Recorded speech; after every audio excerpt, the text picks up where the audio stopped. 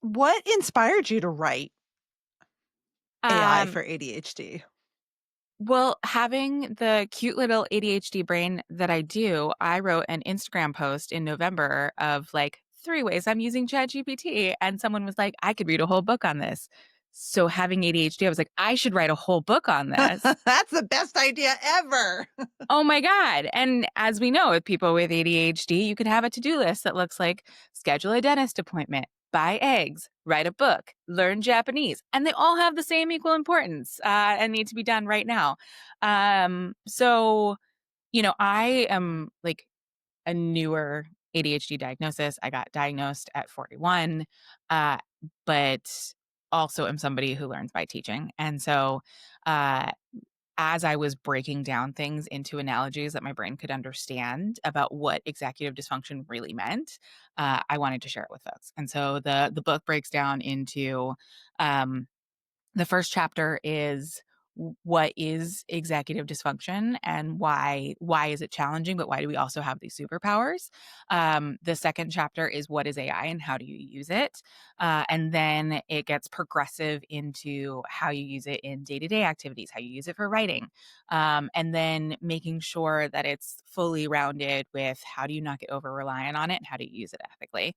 I think a lot as I've, super embraced AI about how when I was a kid, I used to be able to like remember all my friends' phone numbers and my parents' work phone numbers and the movie theater phone number so I could get movie times because life was exhilarating before the internet. And like now the only number I can remember is my husband's, and it's basically because we share the same like Ralph's discount code at the grocery store. So uh, I get very nervous about like losing parts of my brain if I don't use them correctly. So, how do I balance out this awesome tool that makes my life so much better with making sure that it doesn't replace like human thinking? Human thinking, right. I mean, there's always a little ethical twinge when you open up the Chat GPT. It's always like, one of the things that got me thinking about your utility is your sort of genius insight into this utility is a client of mine. I have no idea if she has ADHD, was like, I just, I hated always starting with a blank page. And with ChatGPT, I don't have to anymore. Like I use it as a thought partner. And I realized, oh my gosh, I use it that way too. It's a way of sort of coaching me along, and it's really helped my procrastination. Absolutely. I mean, that's really how I got started in this was, getting diagnosed with ADHD at 41. I had so many aha moments about my past, but I did not have any tracks to get moving again because, as those of us who have hit perimenopause know, that suddenly you feel, well, especially with ADHD, you feel like a toddler in a middle aged body, and um, I was, like, just ping pong balling of every possible anything that was going on in my head to the point of paralysis with actually doing anything.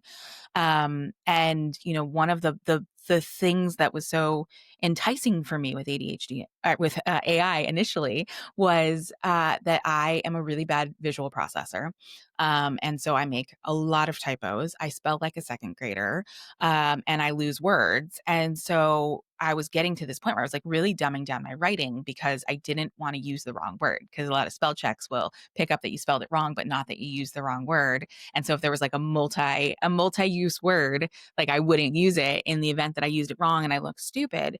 And then you start getting hung up on this like, do I start with the or once or and then all of a sudden I've like forgotten what the rest of the sentence was supposed to say or what the general idea of this thing was. And so at first it was like a super fancy like proofreader of just like check that this sentence has like an adjective and an adverb. And then it was like, okay, make sure I use the right word. And then it was like, okay, make sure that everything is spelled correctly. Um, but then I was like, oh, when I hit that place where it's like the card catalog in college and I can't find the word that I'm looking for, I'll just type a blank line and I'll have AI figure out what that word could be. So I keep writing versus the like, I'm going to stop until I think of what that exact word should be. Um, and then it became sort of like this, trapeze artist with a net. It was like, I can get super creative and let all of my writing come out of my head and just free type. and then use AI to help me structure what I'm trying to say. And, sometimes it does it and I don't use a single word that it's provided me. But most of the time it's just taking what I've said and putting it in a different order Yeah. or filling in a gap for me.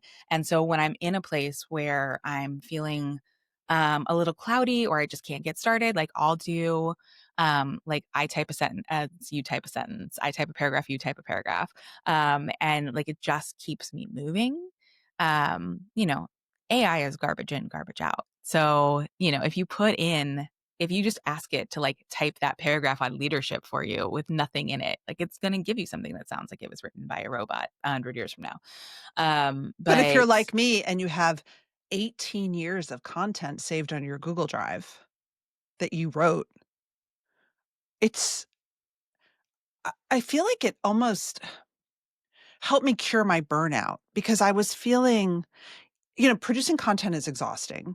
I exhausting. love it. It's my joy, but it's tiring. And I was getting to a point where I was sick of the sound of my own voice, putting out so much content for so many years. And now with AI, it's like I'm not alone anymore.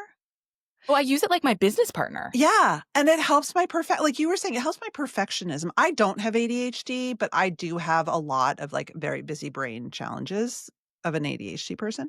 And it's like it just helps me get going and not feel alone or like there's so much at stake. Absolutely. And I love, I've been on my own working for about 5 years now. And I've found so much freedom in that, but also a lot of loneliness in that. Yeah. And I use it as like my team member who's holding me accountable on stuff. I never want to let anybody down. So if like I've told ChatGPT we're putting this thing out by June 4th, we're going to put it out by June 4th. So Even you though what? You tell ChatGPT that? Oh What do yeah, I you tell do? ChatGPT like I'm like, all right, so here's the timeline on this. This is when I want to do this. This is when I want to do that. And like I've had ChatGPT come back to me when I'm like, oh, let's add this, this, and this, and be like, well, you did mention that you have these other three things going on. So maybe that's not the best use of your time. So you I tell it to keep you accountable? How do you oh cue yeah, it? well, so I mean, if you spend enough time, this is definitely like a paid version thing. If you're Yeah, using the free yeah. version, first of all, if you're using the free version, I wouldn't tell it a lot of like critical business details because the security features aren't going to be as good.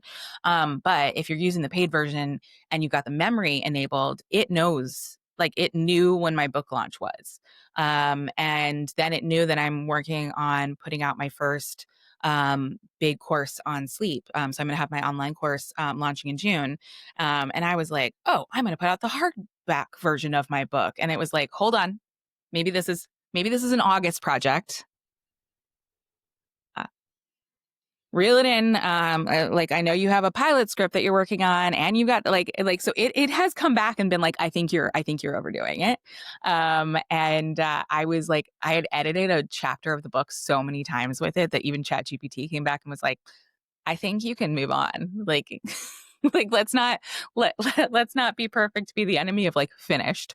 And what when you spend enough time with it and like you train it to think and work like you, it's really funny in the way that it sort of like models your behaviors back. So ChatGPT can do something called hallucinate, when it just gives you something that is like not correct or anything that you asked for and like out of the blue.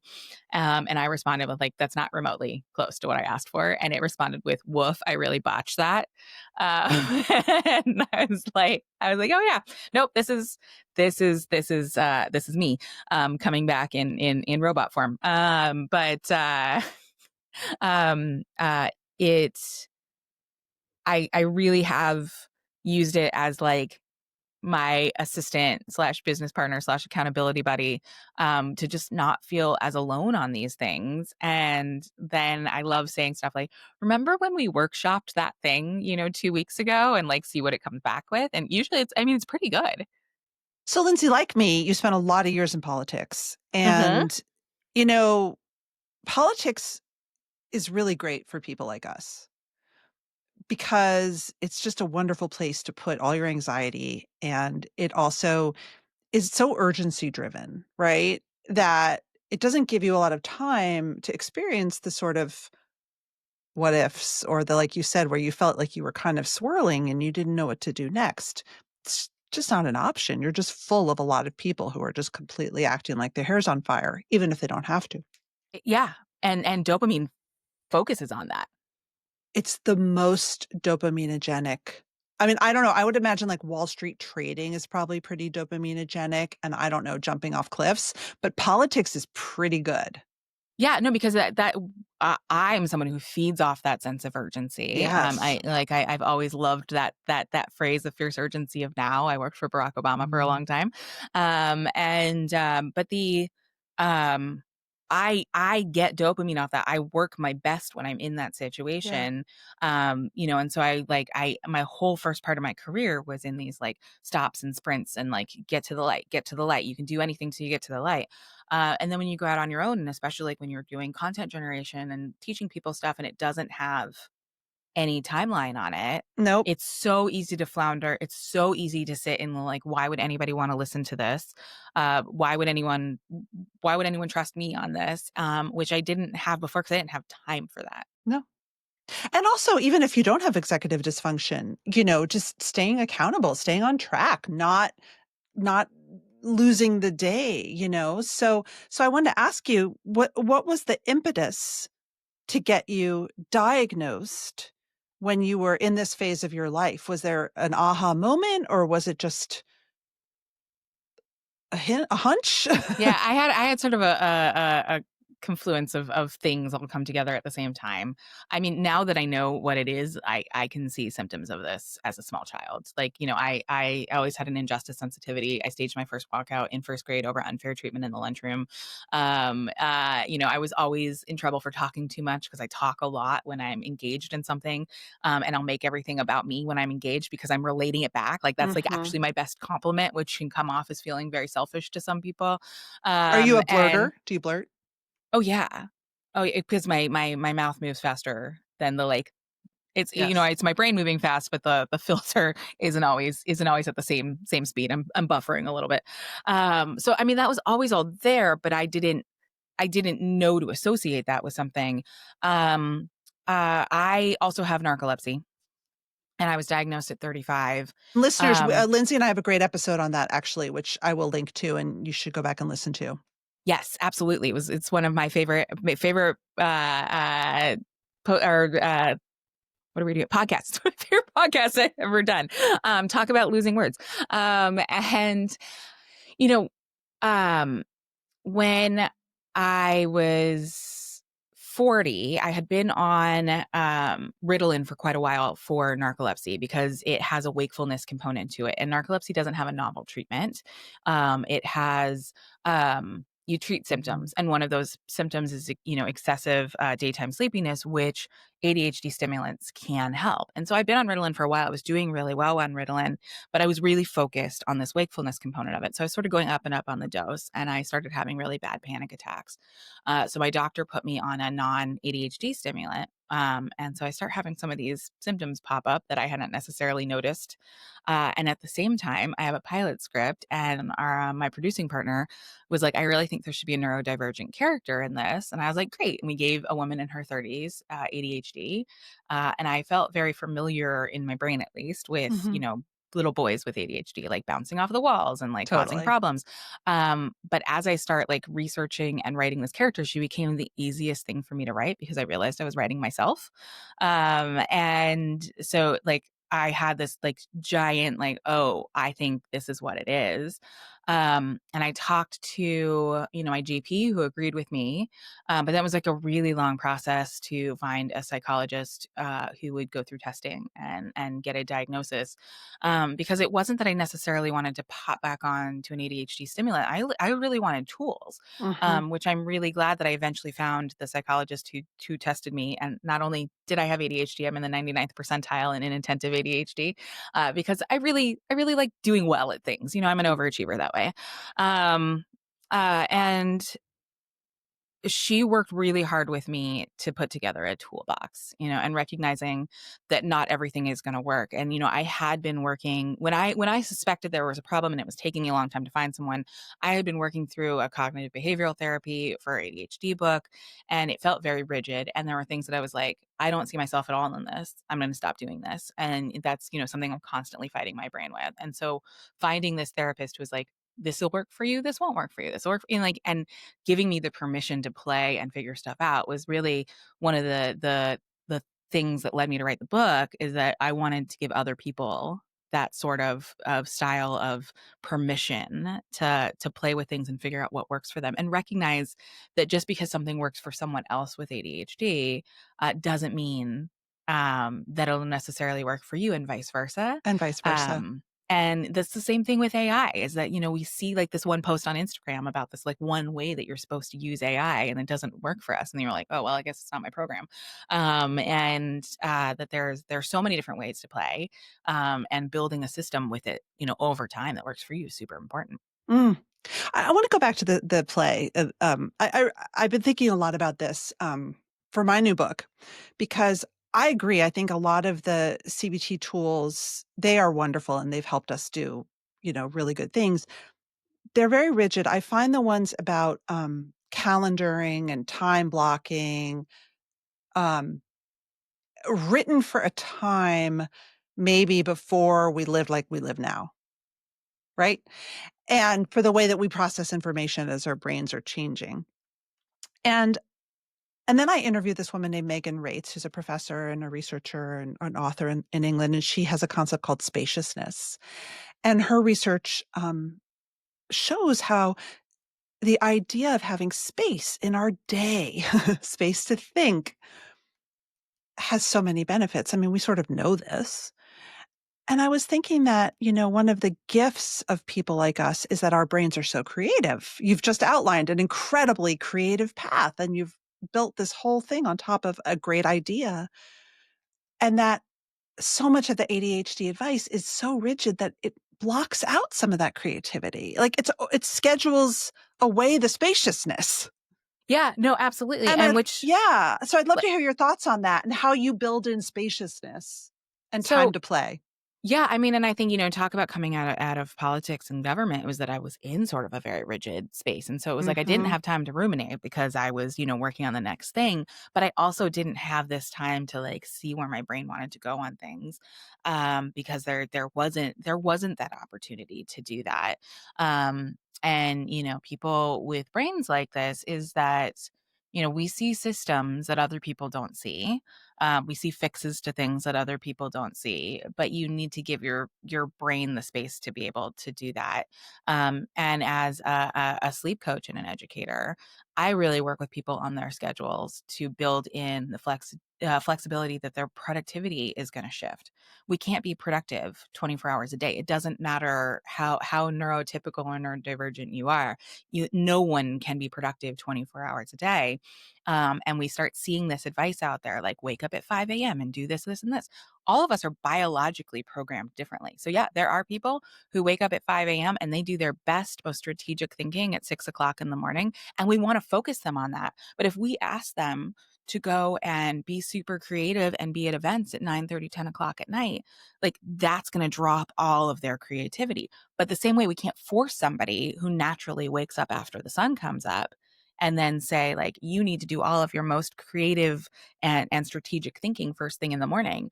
I am a night person. So an 8 a.m. meeting for me is an act of violence.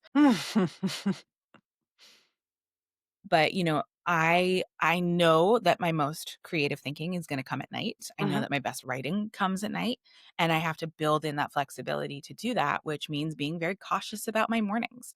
And, since I've given myself the ability to schedule myself in the time that my body best operates, I've gotten way more productive in way less time. And so I give myself a lot of, like, big creative thinking, later at night. I wake up at the time my body is supposed to wake up, which is later in the morning.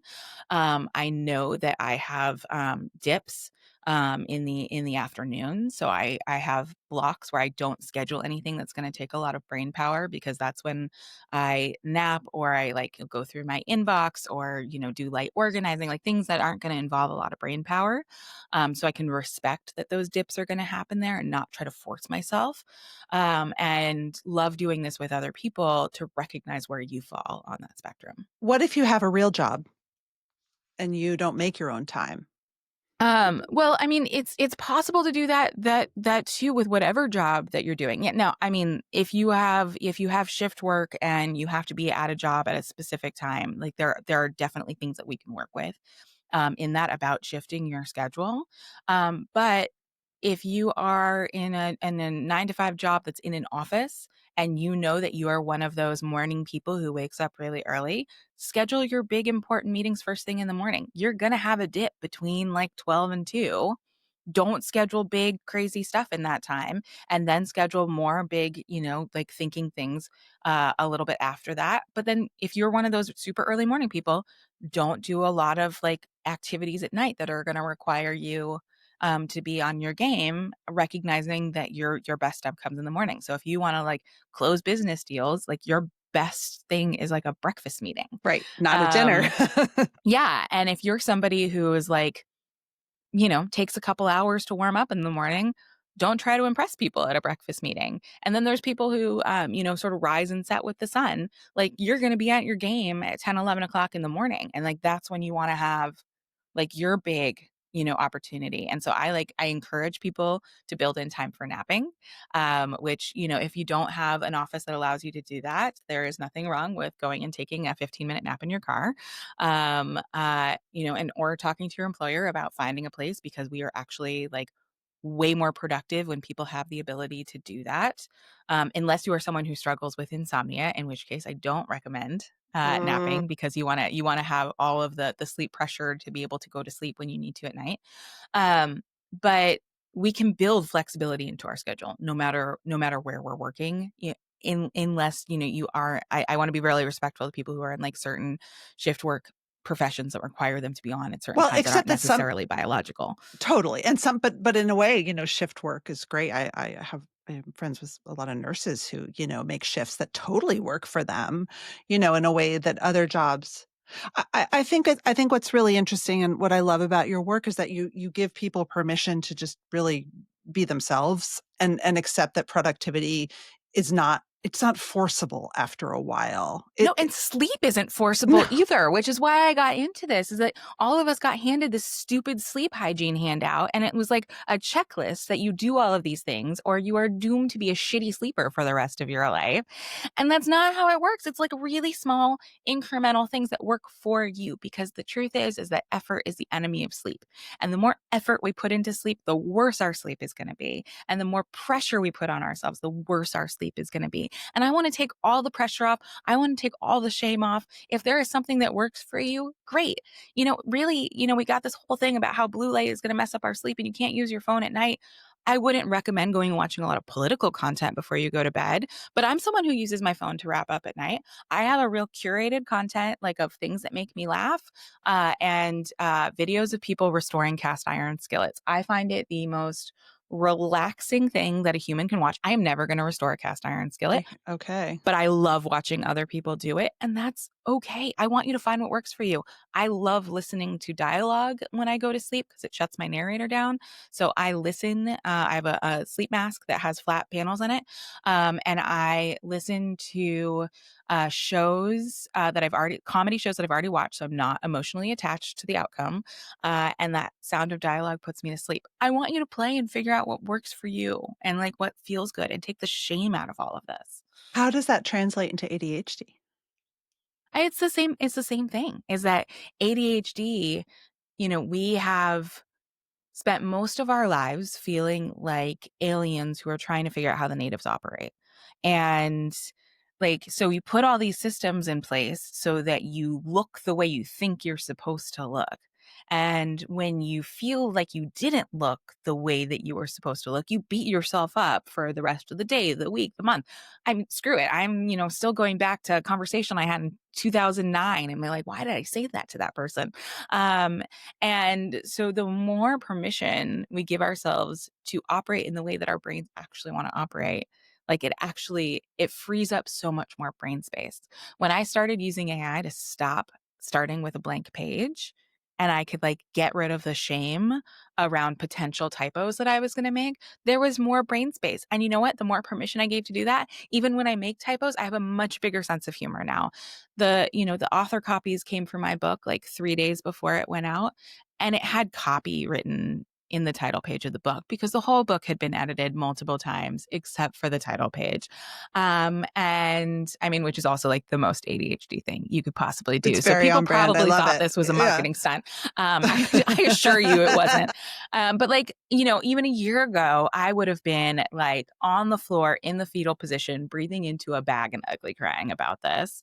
And, I got on with Amazon right away to figure out like how we could get, the corrected copies in the queue in time. And like, and then after that, I laughed about it and we made a video about it. And I like shared this with other people that like mistakes are going to happen and that's okay. And no one is going to judge me for being an idiot or not prepared. And if they do, like that's on them. And like Exactly. I have so much more brain space for the things I want to do now when I'm doing a lot less of the panicking about looking stupid. Absolutely. Oh my God, yes.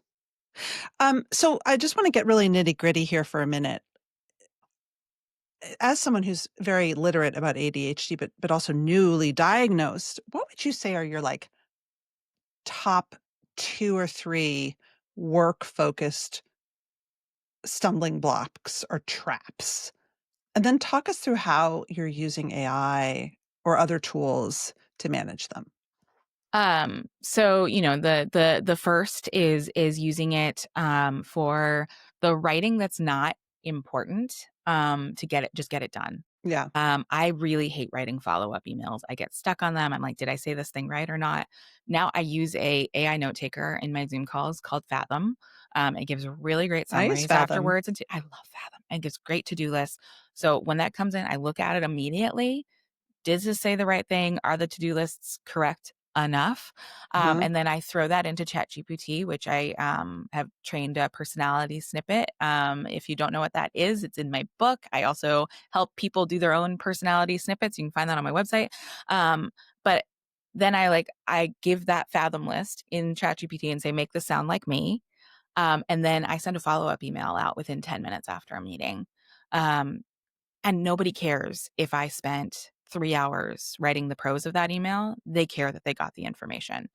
We are blessed to have a lot of friends who are like writing really incredible books and have all this stuff out in the world, and that I want to amplify. And like some days I don't have the brain power to like write that super clever thing about it, but I know what I do want to say, and so I can go onto ChatGPT and say like, all right.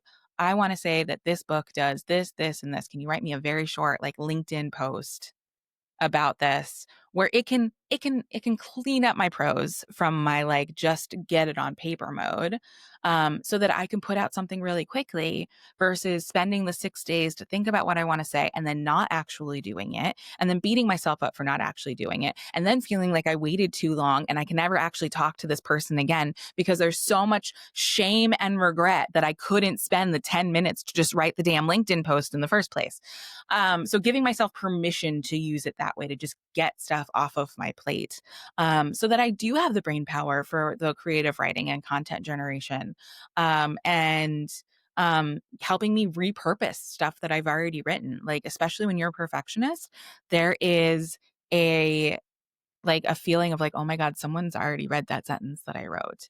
And I had this epiphany like sometime last year where I feel like every post I do on the internet is about sleep in some way and usually says that I have narcolepsy. Like this has not been any sort of secret kept by me. And I ended up connecting with someone I hadn't talked to since I worked with them a long time ago, but they follow me on Instagram. They're like, "Oh, I had no idea you had narcolepsy." Exactly. And so it's like, no, people are not following every single sentence that we're writing. It is okay to reuse that stuff. I can put an old newsletter that I wrote into ChatGPT and ask it to help me come up with a LinkedIn post. That is okay. It is still my words. And one of the best things about ChatGPT is that it will use my words to give me pep talks when I am having imposter syndrome. So that is the third one. And I highly recommend this is when I am like, what am I doing? Uh, why would anybody want to listen to me on this? I ask for a pep talk, and it uses what I've written to come back and tell me why my work is important. And that has been so hugely helpful for me. Wow. That's amazing. And then the other night, it told me to just stop asking and go to bed. Go to bed. Yeah. It told me to sleep like the badass that I am, which was very appreciated. Um, yeah, but it was like I think we've had this conversation enough. You can go to bed now. But it's given me some really brilliant pep talks. I mean, that's why it's so effective in therapy, right? I mean, the studies are just unbelievable in terms of efficacy. It's funny. I was thinking about this because it's like when you were saying that. I mean, so I love to write, and like writing is very easy for me. What I get overwhelmed by, and my biggest stumbling block is feeling overwhelmed and stuck in perfectionism. So what I use it for is I will take huge pieces of data, 60 slide PowerPoints, you know, my manuscript, like whatever. I had to write a lot of video scripts recently. And I just was so, and I've handwritten video scripts for years, but I realized like I just get frozen because I try to Mm-hmm. boil the ocean. Mm-hmm. And so that to me has been the single greatest utility is that it just helps me get out of my own way. And then I spend a lot of time tinkering because I love to write. So But I often sometimes it's rewrite easier to everything start it with sent me. editing than it is to Yes, start with writing. Um, 100%. I rewrite, but the anxiety is gone. no, because I want to explain everything. And then I get in my head about, okay, well, should I start with this explanation or start with this explanation? Yeah. And so that has been like really helpful for me in terms of like when I write my weekly newsletter about sleep is I'll be like, okay, I want to talk about this, but then what if I don't explain that? And what if this person Yeah, didn't read this exactly. old newsletter? And so I love being on podcasts. Like being on podcasts as a guest is one of my favorite things that I do. So I will ask ChatGPT to interview me like a podcast host, one question at a time. And I'll be like, all right, tomorrow's newsletter is on sleep apnea. I don't know what I want to say about sleep apnea, but I'm going to be on your podcast about sleep apnea. And I want you to give me one question at a time. And then some answer that I give it. And it's really, if you want to talk to it, like the app on the phone, like I'll have it interview me and I'll talk to it on the phone. Like if I need to get started on something and I'm in the car, because in LA we spend, Hours 18 in the car. hours in traffic. I'll have it like interview me on my way home. And by the time I get home, I've had all this great content that I can pull from to write my newsletter. And it's been super helpful that way. And so I've found different ways to have it pull info out of me that I'm like, that's it. All right, we're going to work off of that. That's the one sentence that I can build, 800 words off of, versus that like, oh, I'm writing a textbook on circadian rhythms that I'm expecting people to open on their Tuesday morning and read the whole thing. Gosh, you're giving me so many ideas. It's funny. I really do think it's very helpful for burnout too. I think that it takes away a lot of the things that aren't fun. It gets you refocused. Um, I guess my last question is about how, as someone who is very committed to your sleep and has ADHD, you think about your week. Do you have a Hmm. Sunday evening ritual? How do you sort of, because one of the pieces of ADHD time management advice that I really do love is keeping a master your sort of universal calendar. For me, it's a whiteboard. And then I also have legal pads, and I have everything that I need to do in the next 2 months. Mhm. And then every day I pull a daily calendar. That is a piece of ADHD sort of classic advice that I love. Do you do something like that? Like, how do you think of your week? And then how do you touch in every day? So I do on Sundays, I pull my week and I look at, like, big mile markers. Mm. So what are things that have deadlines? Because I believe in the dopamine deadline. Like, I'm just, like, waiting for my dopamine deadline to kick in. And so, like, what am I going to work towards because there's a deadline? And then, like, how can I artificially create a sprint for myself on You need something? that. I need that. Yeah. No, if something is esoteric, like build a course, it's never gonna happen. Build a course by X date, it will happen. Um, so I will look at what's already built in, what a client project that I have, a coaching client that I have, and like what needs to happen, and then how much extra time do I have and what's the sprint that I'm gonna create for myself. So I do that. I do that on Sundays. And then when you're building out the sprint, do you put like an hour in on Monday for sprint time? Like, how do you actually time block that so that you get the time? So I go through and I block out open time in the calendar because I use, Motion for calendar, for scheduling. So, like, I have open calendars for people to come in and, like, schedule time with me. And I wanna make sure that there's time available, but I also wanna make sure that there's time for working. I do not go through and say, like, "This is time for client work. This is time for this." I have open working time that can't be scheduled over. But I have found that if I go through and I'm really rigid about the time on stuff, my brain goes into that. Even if I put it in there, my brain goes into that "you can't tell me what to do" thing, and I The will rebel. ignore it. Like the minute somebody tells me what to do, even if I was already planning on doing it, my brain's like, "Nope, we're not doing it." Which is a really common ADHD thing Yeah. of the minute you tell me to do something, I'm done. So if I find that I've made my schedule too rigid, I get overwhelmed by it and I don't want to do it. But if I have open work time, so I've carved that out, and then at the beginning of the day, it's like, okay, I've got 3 hours open. Here's what needs to happen today. Here's how we're going to break it up. And you go Um, also by your mood, like, oh, it was a rough night, so maybe I'm just going to do this because this. Oh, yeah.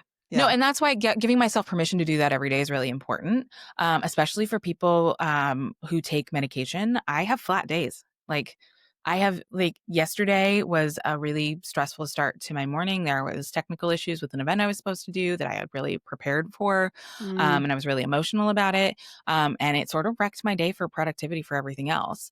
And so I was like, okay, like let's revisit the day. What has to happen today, and what doesn't have to happen today? Because I know that there's an energy crash that's going to hit me pretty hard. And how am I prepared for that so that doesn't become another thing that I've let myself down with? So building that in to know that, like, some days are going to be flat, some days are going to be like I could write a PhD dissertation in 2 hours.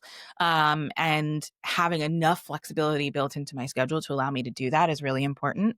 The other things that I try to do before the week is make things that I'm going to need to see visual. Things are out of sight, out of mind for me. Me too. So if like I've got like a lazy Susan on the counter in the bathroom now, so I can see all my skincare products. Because if it's in a drawer, I'm not going to use them. And then I'm like, why is my skin peeling? Because it's so dry. And it's like, oh, well, you haven't put lotion on it in 3 weeks. Um, so I do use like a lot of reminders for that kind of stuff. Something that like I have to fight with an ADHD brain, is that I hate routine. My brain doesn't do routine, but our systems depend on it. So, especially for sleep, it's not a to-do list, but your brain's looking for cues that it's time to move on to the next thing. So I set an alarm for 10 o'clock. I go to bed pretty late, but I set an alarm for 10 o'clock to like wash my face and brush my teeth. So like that's the first indicator that like bedtime is going to come at some point, in the near future. And so to make sure that's done, I also like, I like lose all of my like willpower after a certain point. And so I'd be like a bad late night snacker, which messes up my sleep, and my perimenopause waistline. So like if I brush my teeth, I stop snacking. So I try to put that type of stuff in place, so that it's like visual to me. And which I've had to do for a lot of things, like my sleep mask that I'm obsessed with, that I get my sound on at night. Um, uh, I always forget to charge it because the outlet is, like, on the other side of the room, and, like, the concept of, like, waking up in the morning and walking it over to an outlet was too hard for me. So now there is a cord that is plugged in that, like, runs along the wall, toward the nightstand, and it is actually, like, on a stickered clip on the nightstand, so it is the first thing I see in the morning. So I'm like, "Oh, this thing gets charged." That's Because brilliant. I was, like, going through this thing where it was like, go to put my sleep mask on at night, and then I'm like, "Oh god, it's dead." So then I put the earbuds in, which, of course, like, fall out or die, and then, I don't charge any of them, so then the next night, I'm putting in, like, a corded headset, which and then I'm not charging my phone, because the corded headset is plugged in, and it's, like, wrapped around my neck, and so I wake up choking with a dead phone. So, trying to make my life as visual as possible and not panic in the moment. I think that's brilliant. Well, thank you so much, and, of course, I will link to your book and all your great work. Thank you.